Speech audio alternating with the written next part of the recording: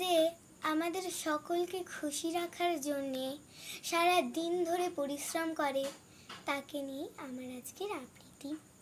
কবি দেবলীনাথ চ্যাটার্জির লেখা কবিতা বাবার সংজ্ঞা। তোমার কাছে তোমার বাবা হয়তো রাজার রাজা, আমার বাবা খুবই সাধারণ, রোজ খেটে খাওয়া প্রজা। তোমার জন্য তোমার বাবা চাঁদ পেরে দিতে পারে, আমার বাবা তো হত দরিদ্র, খালি হাতে ঘরে ফেরে। তোমাদের বাবা খুব ফিটফাট, গায়ে স্যুট হাতে ঘড়ি, আমার বাবাটি ভীষণ অগোছালো, মুখ ভরা পাকা দাড়ি। তোমার হাতে নুন পোড়ার ডালও বাবা খায় চেটে বাটি, আমি তো দারুণ রান্না করি, তবু বাবা বলে মোটামুটি। তোমাদের জন্মদিনে বাবা দামি উপহার দেয়, আমার বাবাটা এত আনবো না, দিনটাই ভুলে যায়। তোমার বাবা হাত ধরিয়ে রাস্তা করায় পার, আমার বাবা নিজেই পারে না, আমি হাত ধরি তার।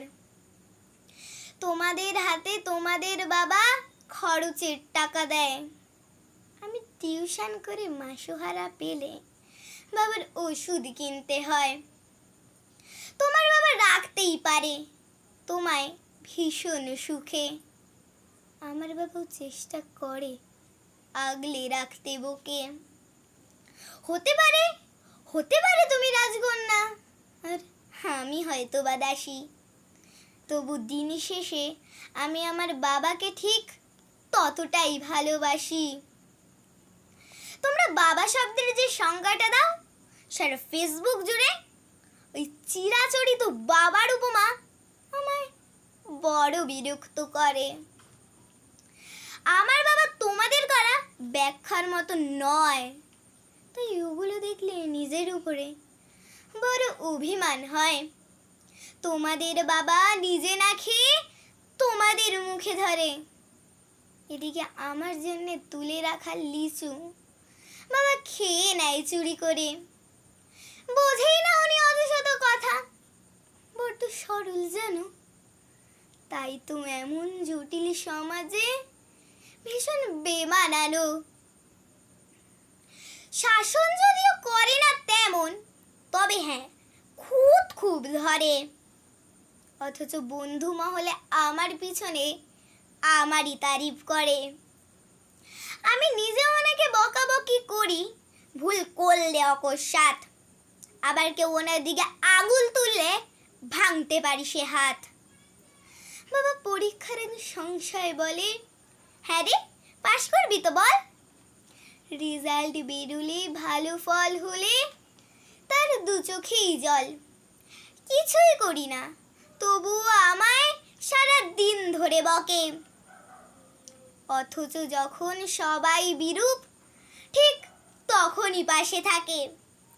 যে বলে খালি আমার দ্বারা কিছুই হবে না নাকি, তাকেই আমি আমার সাফল্যে দামামা বাজাতে দেখি। সবচেয়ে বেশি অশান্তি করি যেই লোকটির সাথে, আমার বিয়ের পাকা কথা হলে সেই হাউমাউ করে কাঁদে, অথচ যখন জিজ্ঞেস করি পারবে থাকতে ছেড়ে, উত্তরে বলে বিদায় হতো আমি বাজবো হাত পা ঝেড়ে।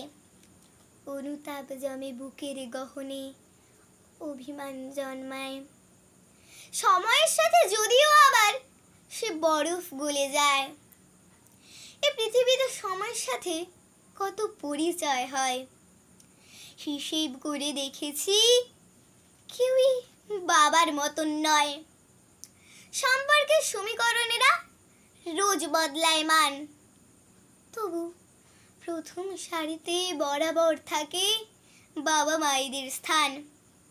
ঝগড়া ঝামেলা অভিমান এসব এত কিছুর পরেও আমি একটা বিষয় ওনার প্রতি দুর্বল করে বড়, আমাকে আমার প্রিয় মানুষেরা এত নামে ডাকলেও বাবার মতো মামার বলে কেউ ডাকে না তো কেউ।